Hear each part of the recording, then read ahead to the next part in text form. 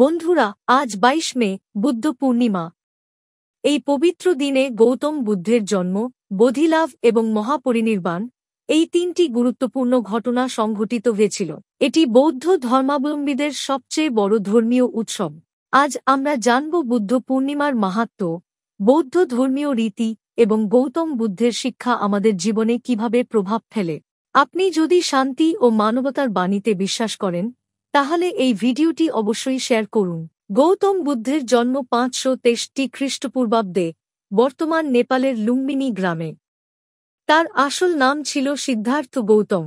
তিনি রাজপুত্র ছিলেন, কিন্তু মানুষের দুঃখ কষ্ট দেখে তিনি রাজকীয় জীবন ত্যাগ করেন। অনেক বছর কঠোর তপস্যার পর বোধগার বোধিবৃক্ষের নিচে তিনি বোধিলাভ করেন এবং গৌতম বুদ্ধ নামে পরিচিত হন। তিনি প্রচার করেন অহিংসা, মৈত্রী, ভালোবাসা ও করুণা, সহানুভূতি। ৮০ বছর বয়সে তিনি মহাপরিনির্বাণ লাভ করেন। তার শিক্ষা ভিত্তি করে বৌদ্ধ ধর্মের ৪টি মহাসত্য এবং অষ্টাঙ্গিক মার্গের প্রচার করা হয়। বুদ্ধ পূর্ণিমার দিন বিশ্বের বৌদ্ধরা প্রার্থনায় মগ্ন হন, মন্দিরে যান এবং বুদ্ধের শিক্ষার প্রচার করেন। পৃথিবীর বিভিন্ন দেশে বিশেষ ধর্মীয় অনুষ্ঠানের আয়োজন করা হয়, যেমন প্রভাতফেরি, ধর্মীয় আলোচনা এবং ধ্যান কর্মসূচি। এই দিনে দান করা অত্যন্ত পুণ্যের কাজ হিসেবে বিবেচিত হয়। মানুষ গরিব দুঃখীদের খাবার ও বস্ত্র দান করে। বৌদ্ধ মন্দিরগুলোতে প্রদীপ প্রজ্বলন করা হয়, শান্তির বার্তা প্রচার করা হয় এবং ধ্যানচর্চা করা হয়।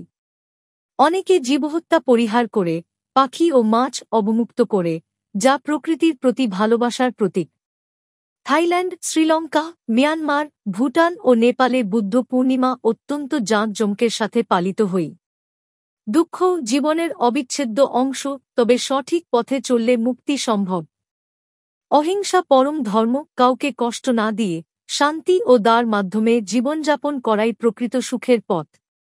লোভ ও আসক্তি থেকে মুক্তি, যত কম আকাঙ্ক্ষা তত বেশি শান্তি। সততা ও নৈতিক জীবন, মিথ্যা পরিহার, সত্যবাদিতা ও সৎ পথে চলার গুরুত্ব। ধ্যান ও মনসংযম, নিয়মিত ধ্যান ও আত্মবিশ্লেষণের মাধ্যমে মানসিক প্রশান্তি লাভ করা যায়। ৪টি মহাসত্য ও অষ্টাঙ্গিক মার্গ অনুসরণ করলেই প্রকৃত মুক্তি পাওয়া সম্ভব। আজকের সমাজে সহিংসতা, লোভ, হিংসা বেড়ে চলেছে।